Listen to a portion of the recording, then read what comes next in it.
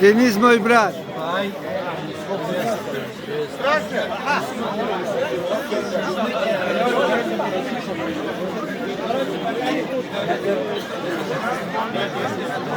Ты слишком быстро камеру проводишь.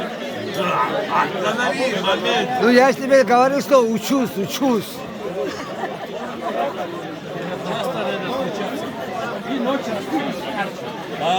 Мне кажется, ты на второй год. Да. Она туда пошла, что ли?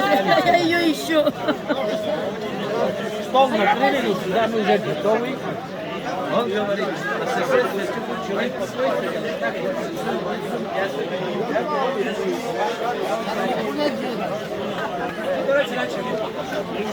Açki bokra koş.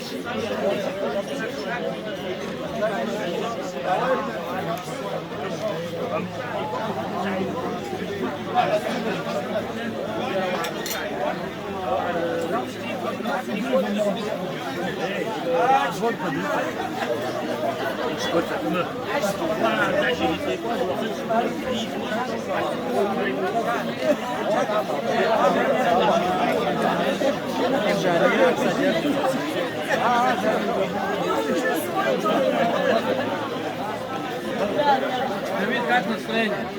Отлично. Я сюда наоборот. Леора потом. Неправильно говоришь. Для нас самое главное, чтобы